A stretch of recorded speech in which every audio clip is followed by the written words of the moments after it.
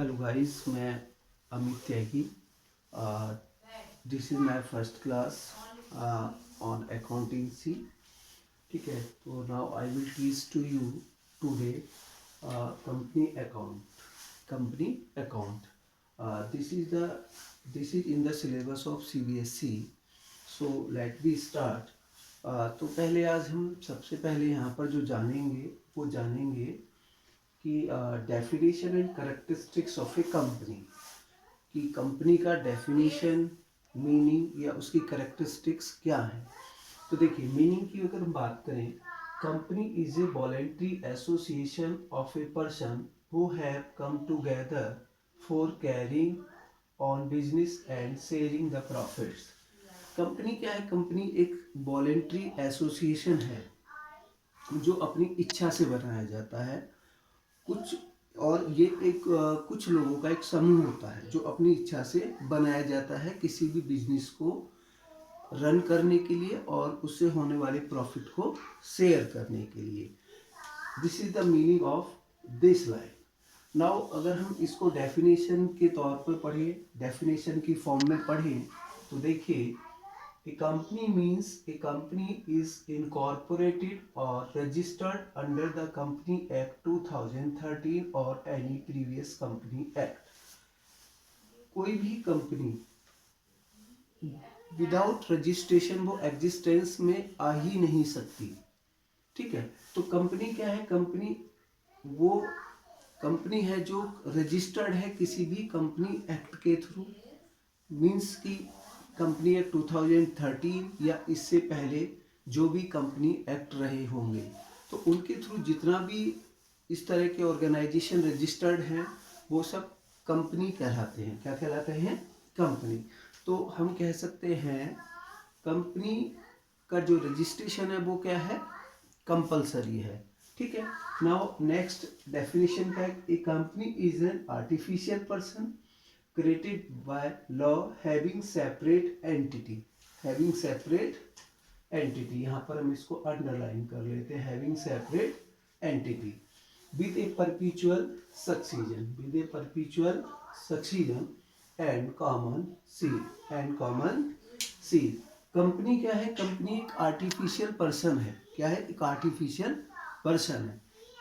ये भी एक व्यक्ति की तरह काम करती है। ठीक है, तो इस डेफिनेशन में क्या बताया कि company is an artificial person created by law having separate entity. अभी नेक्स्ट अगर जब हम करेक्टरिस्टिक डिस्कस करेंगे तो उसमें मैं आपको समझाऊंगा कि सेपरेट एंटिटी का मतलब क्या होता है।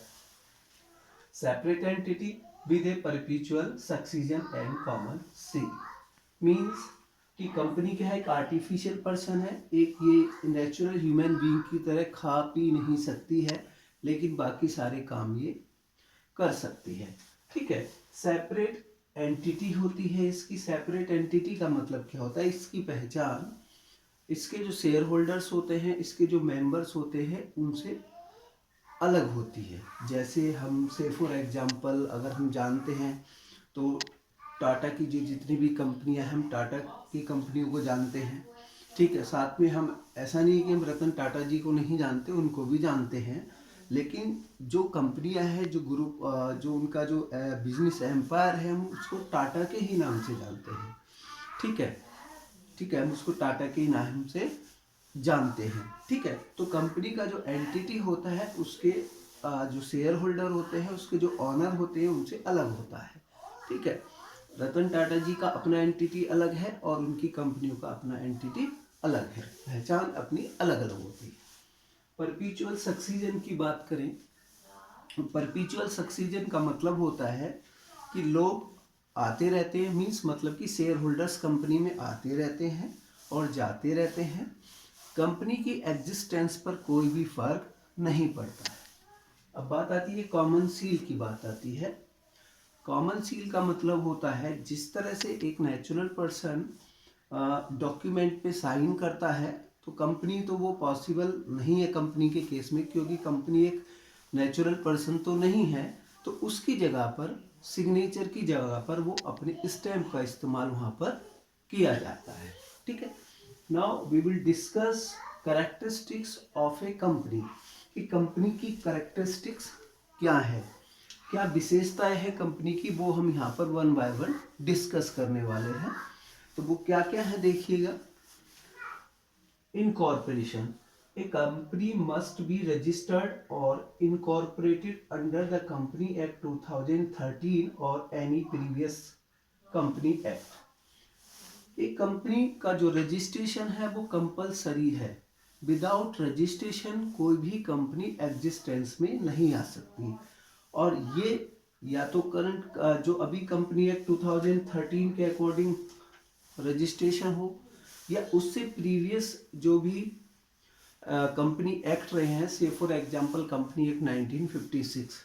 कंपनी एक्ट 1956 के अकॉर्डिंग जितनी भी कंपनियां ऑर्गेनाइजेशन रजिस्टर्ड हैं वे भी कंपनियां हैं, और 2013 के अनुसार जो भी रजिस्टर्ड है वो सभी यहाँ पर क्या है, कंपनीज कहलाती हैं। ठीक है, तो कंपनी का जो रजिस्ट्रेशन है वो क्या है, नेसेसरी है, कंपलसरी है। Second characteristics, separate legal entity. A company has separate legal entity from its shareholder। जो इस कंपनी के जो शेयर होल्डर होते हैं, शेयर होल्डर वो होते हैं जिन्होंने कंपनी के शेयर्स खरीद रखे हैं। ठीक है, तो जो शेयर होल्डर्स हैं उनका अपना पर्सनल एंटिटी अलग है और कंपनी का अलग है। बहुत सारी कंपनियां हैं, हम उनके ऑनर के नाम को इतना नहीं जानते जिनको उनके नाम से जाना जाता है। ठीक है, तो बहुत सारी रिलायंस की कंपनियां हैं। ठीक है, तो रिलायंस में हम मुकेश अम्बानी जी को भी जानते हैं, सबको जानते हैं वैसे नाम से। ठीक है, और उनका पिक्चर भी पहचानते हैं, लेकिन बात ये आती है कि रिलायंस को रिलायंस के नाम से जाना जाता है। ठीक है, मुकेश अम्बानी जी को मुकेश अंबानी जी के नाम से जाना जाता है। तो दोनों का क्या है, अपना एंटिटी अलग अलग है। नाउ अभी जैसे हमने ये वाला पॉइंट इसमें यहाँ पे ये डिस्कस किया था यहाँ पर। अब आर्टिफिशियल पर्सन, देखिए आर्टिफिशियल पर्सन, मैं इसको अंडरलाइन करना थोड़ा भूल गया। यहाँ पर ये आर्टिफिशियल पर्सन है, यहाँ पर मुझे अंडरलाइन करना था। कंपनी क्या है, a company is an artificial person in the eyes of law. Law की नजरों में कंपनी क्या है, एक आर्टिफिशियल पर्सन है।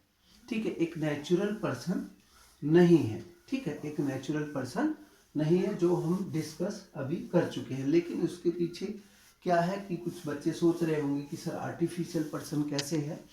बिकॉज देखिए, because it is not like a human being but it can perform different function same as human being. ये एक नेचुरल पर्सन तो नहीं है, लेकिन नेचुरल पर्सन की तरह ये बहुत सारे काम कर सकती है, इसलिए ये एक आर्टिफिशियल पर्सन है। दूसरा, ये क्रिएटेड बाय लॉ है, लॉ के द्वारा बनाई जाती है, क्योंकि कंपनी जब तक एग्जिस्टेंस में नहीं आएगी जब तक उसका रजिस्ट्रेशन नहीं होगा। तो एग्जाम्पल के तौर पर हम देखते हैं कि वो क्या क्या काम कर सकती है। इट कैन ऑन प्रॉपर्टी, ये अपने नाम से कोई प्रॉपर्टी खरीद सकती है। ठीक है, एंटर इनटू ए कॉन्ट्रैक्ट, कोई भी कॉन्ट्रैक्ट साइन कर सकती है। कंडक्ट ए बिजनेस, और कोई भी बिजनेस ये अपने नाम से कर सकती है। sue और to be sued for its डेब्ट एंड एक्शंस। ठीक है, तो कंपनी के ऊपर भी मुकदमा चलाया जा सकता है किसी भी बात के लिए। मान लीजिए कोई अगर गड़बड़ पाई जाती है, कोई मिसकंडक्ट होता है, तो उसके लिए उस पर मुकदमा चलाया जा सकता है। साथ में कंपनी भी किसी और पे केस फाइल कर सकती है। ठीक है, अगर उसके साथ कुछ गलत हुआ है। ठीक है, तो आपने यहाँ पर देखे बहुत सारे फंक्शंस आपने देखे जो एक कंपनी परफॉर्म कर सकती है, और एक नेचुरल पर्सन भी इन फंक्शंस को परफॉर्म करता है। ठीक है, बस ये क्या है इसमें और नेचुरल पर्सन में यही फर्क होता है कि ये खा पी नहीं सकती, एक नेचुरल पर्सन की तरह सिग्नेचर नहीं कर सकती। ठीक है, लेकिन बाकी ये सारे काम कर सकती है। सिग्नेचर की जगह इसमें कॉमन सील का इस्तेमाल किया जाता है, स्टैम्प का इस्तेमाल किया जाता है। Now we will discuss next characteristics of the company. Perpetual succession, perpetual succession की बात करें, a company has perpetual succession, its existence is not affected by दी।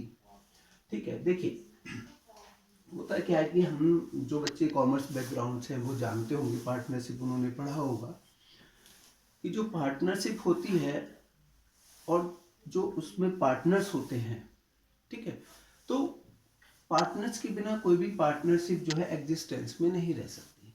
अगर कोई भी पार्टनर किसी भी कारण से, चाहे वो रिटायरमेंट हो, डेथ हो, बैंकरप्टी हो, ल्यूनेसी हो, ठीक है, वो चाहे किसी भी कारण से बाहर रहा हो, तो उस केस में जैसे ही वो बाहर जाता है पार्टनरशिप टूट जाती है, पार्टनरशिप में जो एग्रीमेंट हो जाता है वो एंड हो जाता है।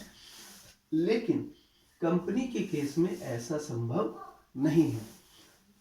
अगर किसी शेयर होल्डर या मेंबर्स की डेथ हो जाए, लुनेसी का मतलब मैडनेस, मगर पागलपन, बैंकरप्टी हो जाए या कोई रिटायरमेंट ले ले, तो उस केस में कंपनी चलती रहेगी, कंपनी की एग्जिस्टेंस पर कोई भी फर्क नहीं आने वाला, ठीक है, ऑफ शेयर होल्डर और मेंबर्स। किसी भी शेयर होल्डर या कंपनी के मेंबर की डेथ हो जाए, ल्यूनेसी, बैंकरप्टी या रिटायरमेंट अगर वो ले लेता है, तो इन दैट केस कि उसमें कंपनी का जो एग्जिस्टेंस है वो बना रहता है, कंपनी का जो अस्तित्व है वो बना रहता है। लेकिन यही सेम चीज पार्टनरशिप में संभव नहीं होती है। जो कॉमर्स बैकग्राउंड से बच्चे वो जानते हैं और जो नहीं है वो भी अब जान जाएंगे, ठीक है। नाउ अब बात यह आती है कि शेयर होल्डर और मेंबर्स में कुछ फर्क होता है क्या? हाँ बेटा, थोड़ा सा माइनर सा अगर माने तो शेयर होल्डर वो लोग होते हैं जो कंपनी के शेयर परचेज करते हैं। अगर उन्हीं शेयर होल्डर्स का नेम अगर हम वो अपना नेम अगर कंपनी के पास जो मेंबर रजिस्टर्ड होता है उसमें अपना नेम लिखवा लेते हैं या उनका नाम लिख जाता है, तो वो कंपनी का मेंबर भी हो जाता है। तो ये दोनों व्यक्ति एक भी हो सकते हैं, ठीक है। तो शेयर होल्डर एंड मेंबर, ठीक है। शेयर होल्डर वो लोग होते हैं जिसके पास कंपनी के शेयर होते हैं, मेंबर वो होते हैं जिनका नाम कंपनी के मेंबर रजिस्टर में लिखा होता है। तो एक व्यक्ति शेयर होल्डर भी हो सकता है अगर उसका नाम रजिस्टर्ड में मेंबर रजिस्टर में लिखा हुआ है, सॉरी, मेंबर रजिस्टर में लिखा हुआ है, तो वो शेयर होल्डर भी है, साथ में मेंबर भी है, ठीक है। आगे limited liability. The liability of a shareholder is limited to the value of share or amount guaranteed to be paid at the time of binding up of the company, ठीक है। दोबारा से यहाँ से देख लेते हैं। The liability of a shareholder is limited to the value of share or amount guaranteed to be paid at the time of binding up of the company, ठीक है। अगर कोई इसमें जो लायबिलिटी होती है, शेयर होल्डर का जो लायबिलिटी होता है वो क्या होता है? लिमिटेड होता है। क्या होता है? लिमिटेड होता है।